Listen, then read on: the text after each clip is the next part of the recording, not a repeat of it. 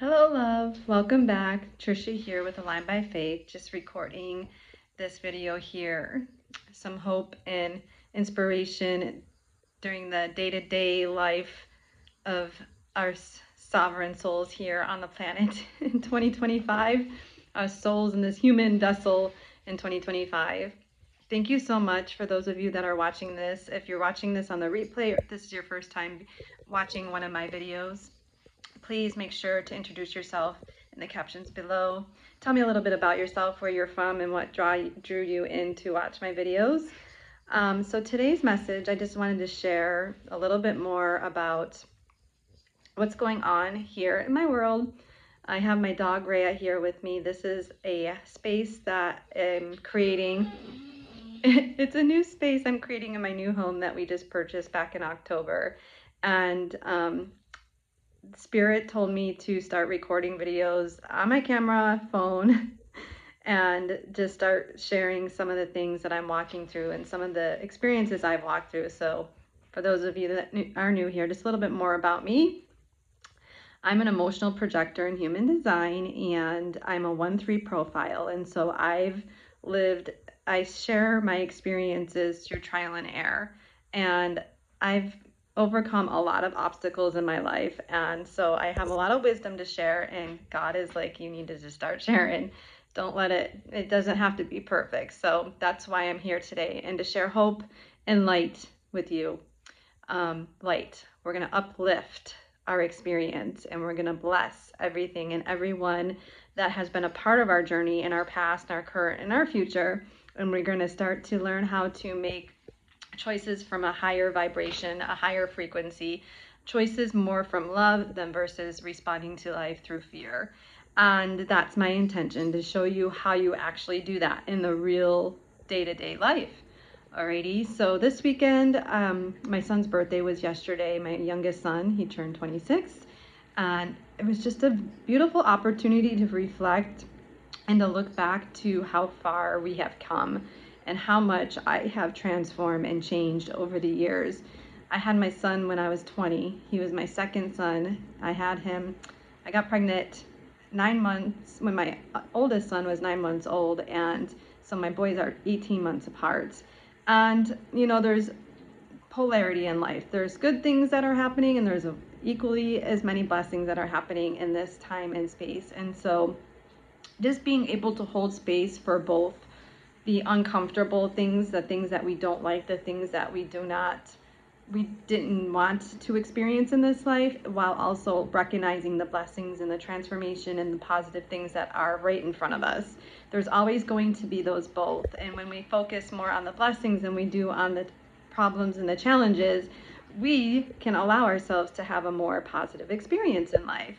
And so today the topic is going to be on a time in my life where I was really struggling with judging my experience.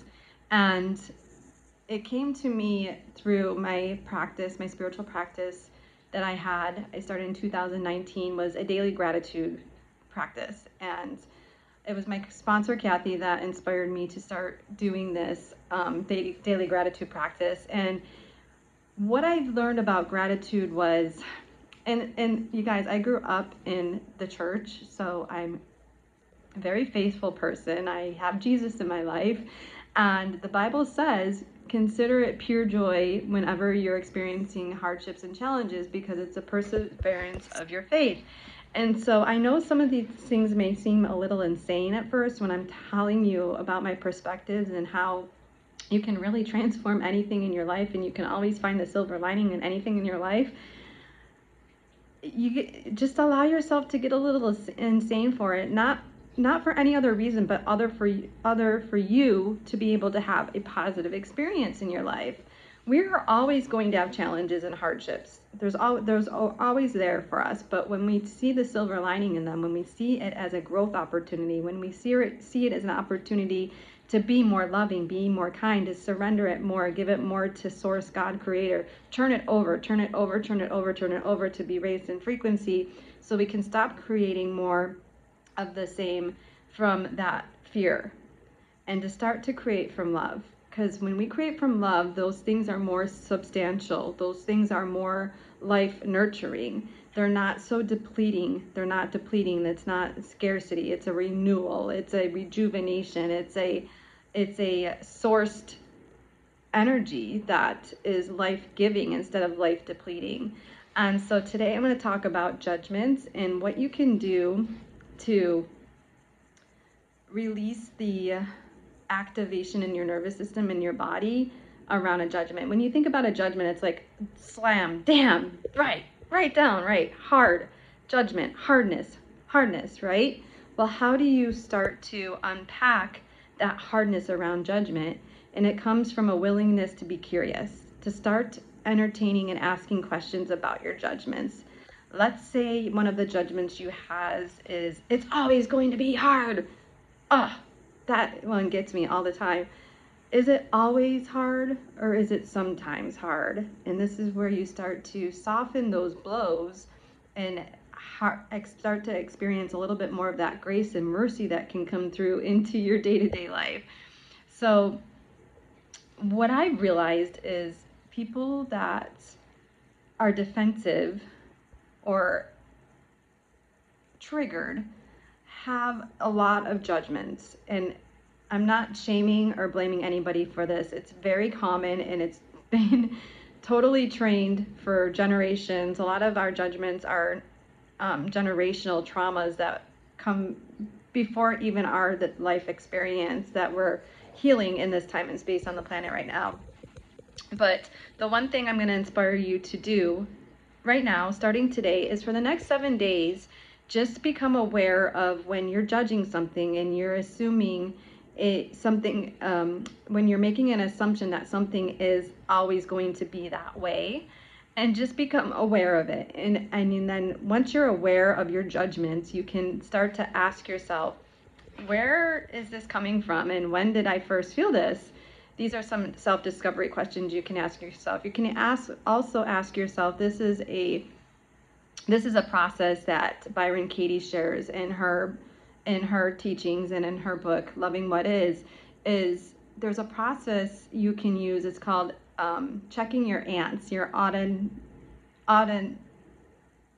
negative thoughts, your automatic negative thoughts. When you have a negative thought come in, question it and ask it, is this true? Is this true all the time? Is it absolutely true? Most of the time, it's going to be no. It's not always true.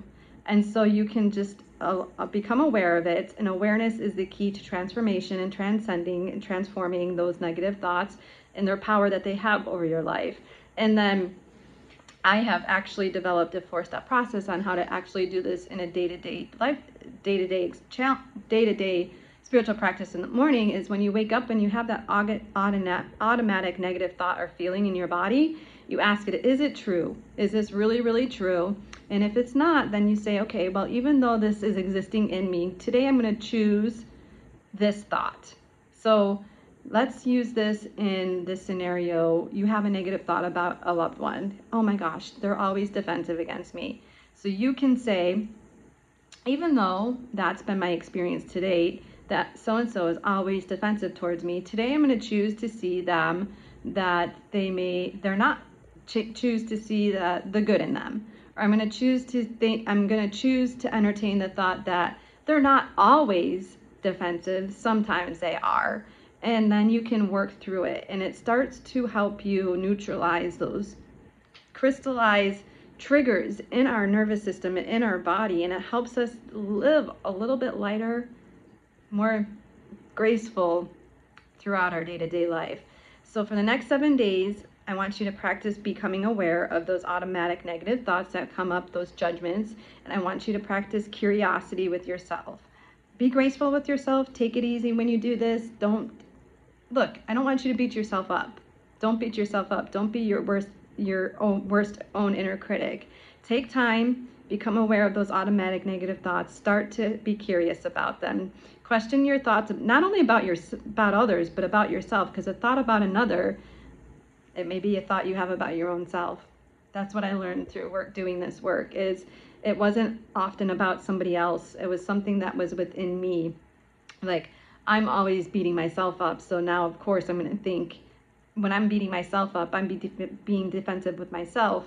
I'm going to mirror that out into the world, and I'm going to attract more defensive people. So first, it starts with us. Let it begin with me.